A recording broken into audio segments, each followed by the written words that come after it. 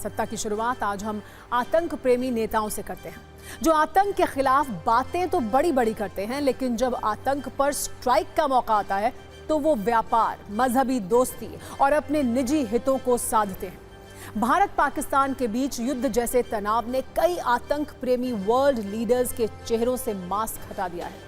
ऐसे ही लीडर्स पर हमने सत्ता की एक विशेष कुंजी तैयार की है, जिसमें पहला नाम तुर्की के राष्ट्रपति रेसेप तैयब अर्दोआन का है। ये पाकिस्तान की आतंकी सोच के सबसे बड़े स्पॉन्सर बनकर उभरे हैं। पाकिस्तानी आतंक को प्रमोट करने में ये काफी हथियार खर्च कर रहे हैं। भारत पर हमले वाले ड्रोन भी तुर्की ने ही दिए थे। दूसरे नंबर पर चीन के राष्ट्रपति शी जिनपिंग हैं। पाकिस्तान के आतंकियों की रक्षा के लिए ये पाकिस्तान को कई तरह के कवच देते हैं, चाहे वो एयर डिफेंस सिस्टम हो या मसूद अजहर के लिए यूएन में कवर फायर। लेकिन चीन का दुर्भाग्य यह है कि भारत ने उन सभी शील्ड को भेदते हुए welcome to Saptagiri NPS university. Admissions open for BE, BCA, MBA and MCA for the academic year 2025-26. Enroll now. इस बार 100 से ज्यादा आतंकियों को मार गिराया। तीसरे नंबर पर अमेरिका के राष्ट्रपति डोनाल्ड ट्रंप हैं। वैसे तो आतंक पर ये बड़ी बड़ी बातें करते हैं, लेकिन व्यापार करने के लिए ये आतंकियों को भी दोस्त बना लेते हैं। आज का उदाहरण सीरिया से मिलता है और 2 दिन पुराना उदाहरण पाकिस्तान से मिलता है। इस पर हमने आपके लिए विस्तृत कुंजी भी तैयार की है, वो आपको आगे दिखाएंगे। इन तीनों के अलावा एक छोटे से देश अजरबैजान की बात भी करेंगे, जहां भारत के पर्यटक जाना बंद कर दें तो वो भी पाकिस्तान की ही तरह IMF के दरवाजे पर कर्ज के लिए डोरबेल बजाता मिलेगा। हालांकि आतंक के इन 4 यारों में सत्ता का सबसे ज्यादा फोकस तुर्की पर है, जो कमाता तो भारत से है, लेकिन हथियारों का कूपन पाकिस्तान के लिए रिचार्ज करता है। ऐसे में पाकिस्तान के आतंकी कैंपों पर सेना की स्ट्राइक के बाद भारत की आम जनता के टारगेट पर तुर्की है।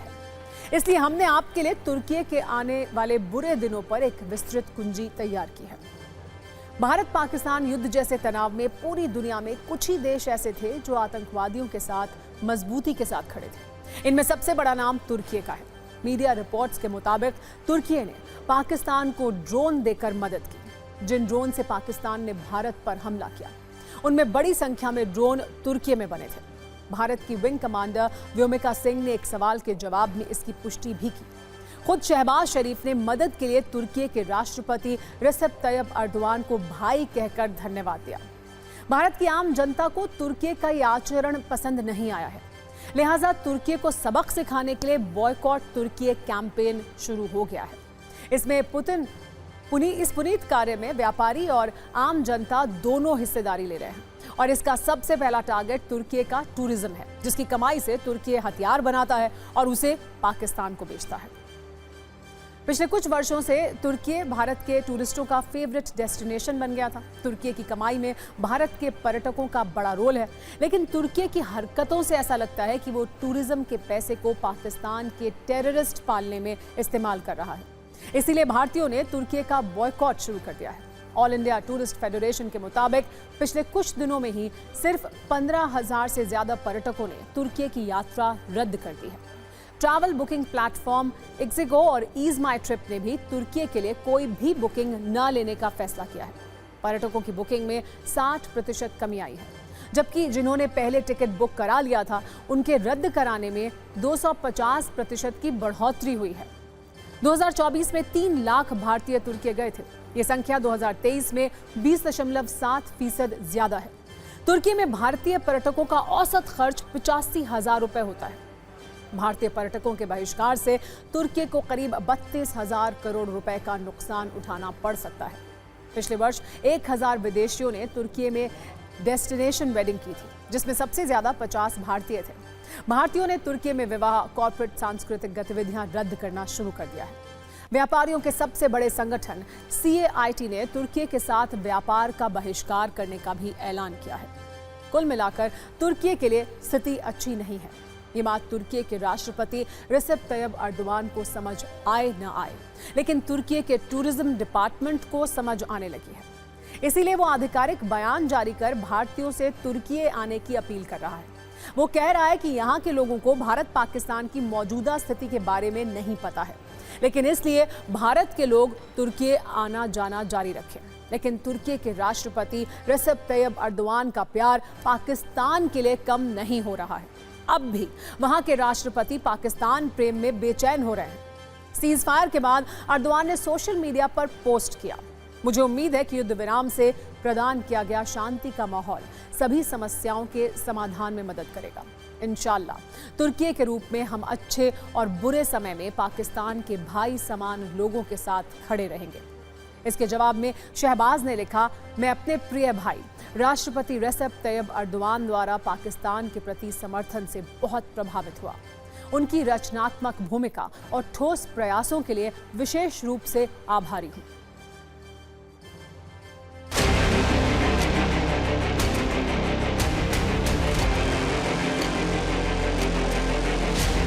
इस बार भारत भी तुर्की के स्टैंड पर काफी ध्यान से नोटिस कर रहा है। तुर्की के भूकंप में जी जान से मदद करने वाला भारत ये समझ रहा है कि तुर्की असल में आतंकवादी देश पाकिस्तान को छिप छिप कर मदद करता रहता है और इस बार वो सामने आ गया है।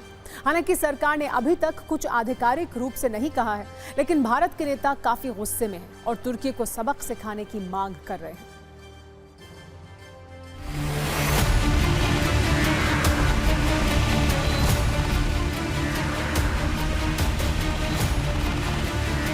बहुत सारा राजस्व भारतीयों की वजह से तुर्की और अजरबैजान को मिलता है। हम अब क्योंकि उन्होंने पाकिस्तान का समर्थन किया है, तो कोई भी पाकिस्तान का समर्थन करेगा तो भारत के व्यापारियों का प्रेम उनके साथ नहीं हो सकता। इसलिए हमने पूरे देश के व्यापारियों से और लोगों से आग्रह किया है कि अब वो समय आ गया है जब इन दोनों देशों को सबक सिखाया जाए और तुर्की और अजरबैजान की यात्राओं से का पूर्ण रूप से बहिष्कार किया जाए। बिल्कुल बायकॉट करना चाहिए। जिस वक्त पाकिस्तान हम पे हमला कर रहा था, उस वक्त अगर टर्की उसको हथियार सप्लाई करता है तो वो हमारे देश के खिलाफ यूज होते हैं, तो हम क्यों उनसे व्यापार करें? हम क्यों उनके चीजें खरीदें? ये चलेगा? तुम पैसे हमसे कमाओ और उससे हथियार बना के हम पे यूज करो, ये तो नाइंसाफी है ना। तो हम तो चाहेंगे कि ऐसे सभी भारतीयों ने ऐसे देश का बायकॉट करना चाहिए, कोई भी चीज खरीदनी नहीं चाहिए।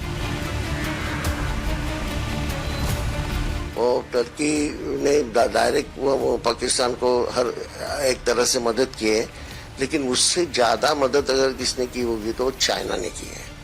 चाइना का यहाँ जो इंपोर्ट है वो 13% है और ये बड़े बड़े जो ये है मशीनरी वो चाइनीज है, तो वो भी बंद करो।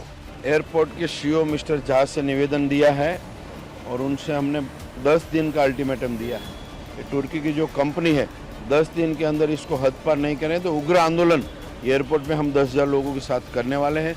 हमारे नेता माननीय एकनाथ राव शिंदे जी साहब के नेतृत्व में बम्बई शहर में ऐसी एक भी कंपनी हम चलने देंगे नहीं। जो हमारे नागरिक जो बहुत ही जागरूक हैं, उनको इस बात को लेकर बहुत ज़्यादा रोष है कि टर्की और अजरबैजान खुलकर पाकिस्तान का साथ दे रहे हैं और इंडिया के खिलाफ विरोध जता रहे हैं। तो इसलिए ज़रूरी है यहाँ पे कि हम लोग जो हैं लगातार हमारा देश के जो पर्यटक भी जो जाते हैं अजरबैजान या टर्की, जो हमारा ट्रेड की टाइज है, उन पर इम्पैक्ट होगा। तुर्की की समस्या इतने में खत्म नहीं होने वाली है। भारत व्यापार के फ्रंट पर भी उसे काफी सबक दे सकता है। दरअसल भारत और तुर्की के बीच वित्त वर्ष 2023-24 में 10.43 अरब डॉलर का व्यापार हुआ, जिसमें भारत का निर्यात कुल 6.65 अरब डॉलर और तुर्की का निर्यात 3.78 अरब डॉलर रहा। यानी व्यापार का संतुलन भारत के पक्ष में है। भारत तुर्की को खासकर गाड़ियां, केमिकल और इलेक्ट्रॉनिक आइटम्स एक्सपोर्ट करता है। भारत के सामान सस्ते और टिकाऊ होते हैं। अगर भारत तुर्की को ये सामान भेजने बंद कर दे तो तुर्की की परेशानी बढ़ जाएगी। भारत तुर्की से फ्यूल, मशीनरी, सीमेंट, पत्थर, सेब और ड्राई फ्रूट्स मंगाता है।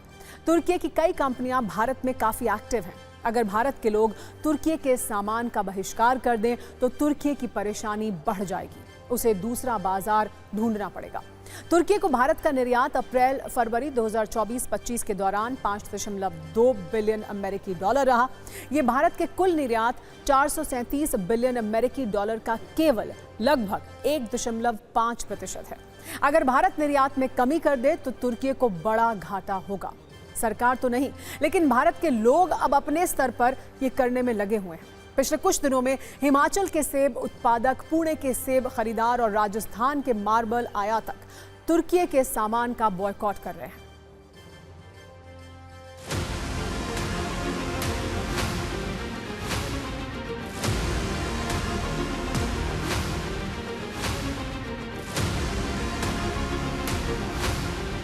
हमारी शाहबाद मंडी ने तो बिल्कुल बाइकआउट कर दिया है। टर्की के जो भी माल आ रहे हैं, सब एप्पल वगैरह जितने भी हैं, सबने मना कर दिया है, वहाँ से माल कोई नहीं आएगा। जो भी अजरबैजान का सपोर्ट करेगा, पाकिस्तान का सपोर्ट करेगा, हम कोई भी देश हो, तुर्की होगा, कोई भी होगा, उसके अलावा हम किसी के साथ में व्यापार नहीं करेंगे।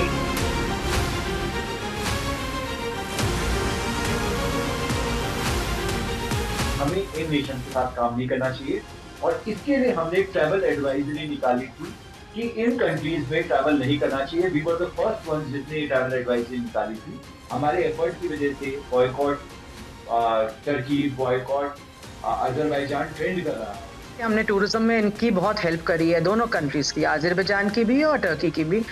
जो लोगों के सेंटिमेंट हर्ट हुए हैं, उनको ये लगा कि हमको टर्की और अजरबैजान नहीं जाना चाहिए बिल्कुल भी, बिकॉज दैट्स वाई सारी बुकिंग्स कैंसिल होनी शुरू हो रही हैं। 50% बुकिंग्स कैंसिल हो गई हैं।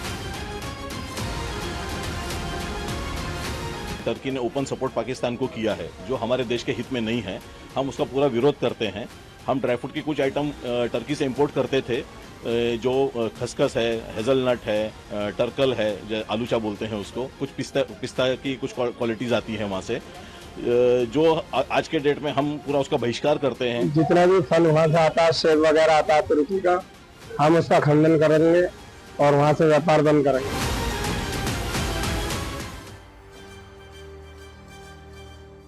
वैसे तुर्की की स्थिति में भारत को खास सावधान रहने की जरूरत है, क्योंकि जम्मू कश्मीर से अनुच्छेद 370 हटने पर पाकिस्तान के अलावा तुर्की ही था जिसने इस मुद्दे को अंतर्राष्ट्रीय मंचों पर उठाया था। इसीलिए तुर्की को सबक देना जरूरी है। तुर्की की तरह पाकिस्तान को हथियार बेचने वाला चीन भी इस मौके का फायदा उठाने में पीछे नहीं है। भारत पाकिस्तान के बीच युद्ध जैसे तनाव पर चीन ने पाक को हर संभव मदद का भरोसा दिया था। साथ ही कहा था कि वो हर स्थिति में पाकिस्तान के साथ खड़ा है। हालांकि अब वो मीठी मीठी बातें करके सीजफायर की तारीफ कर रहा है। चीन और तुर्की के अलावा एक और छोटा सा देश है अजरबैजान, जिसे दुनिया के नक्शे पर खोजने में काफी समय खराब हो सकता है, लेकिन उसकी चर्चा आज इसलिए जरूरी है क्योंकि इस तनाव में वो भी बड़ी बेबाकी से पाकिस्तान के साथ खड़ा था। जबकि सच्चाई है कि अजरबैजान भारत के पैसे से ही राशन खरीद पा रहा है। अजरबैजान में 70% पर्यटक भारत से ही जाते हैं। 2023 में 1,17,000 भारतीय पर्यटक अजरबैजान गए थे। 2024 में संख्या 2.43 लाख तक पहुंच गई। अजरबैजान की कुल जीडीपी का 10% हिस्सा टूरिज्म से ही आता है, जिसमें भारत का रोल बहुत बड़ा है। रूस, तुर्की और ईरान के बाद सबसे ज्यादा भारतीय पर्यटक अजरबैजान जा रहे हैं। अगर भारत के पर्यटक अजरबैजान जाना बंद कर दें तो ये छोटा सा देश बहुत छोटा हो जाएगा। भारत सिर्फ टूरिज्म के जरिए ही अजरबैजान को पैसे नहीं देता है, बल्कि तेल खरीदकर भी पैसे देता है। 2023 में भारत अजरबैजान से कच्चा तेल खरीदने वाला तीसरा सबसे बड़ा देश था। विदेश मंत्रालय के आंकड़ों के अनुसार भारत ने इस देश से $1.227 बिलियन का कच्चा तेल खरीदा था। दोनों देशों के बीच 2005 में व्यापार सिर्फ $50 मिलियन का था, जो 2023 में बढ़कर $1.4 बिलियन हो गया। अजरबैजान को भारत का निर्यात अप्रैल और फरवरी 2024-25 के दौरान सिर्फ $86.07 मिलियन अमेरिकी डॉलर रहा। ये भारत के कुल आउटबाउंड शिपमेंट्स का केवल 0.02% है। यानी अगर भारत इससे व्यापार कम कर दे तो अजरबैजान को बड़ा घाटा होगा। इसलिए आतंक प्रेमी अजरबैजान को यह समझना होगा कि आतंकवादी देश पाकिस्तान के लिए ज्यादा प्रेम उसकी आमदनी में सूजन पैदा कर सकता है। इसलिए ऐसे मामलों में जितनी दूरी होगी उसके लिए उतना ही बेहतर होगा।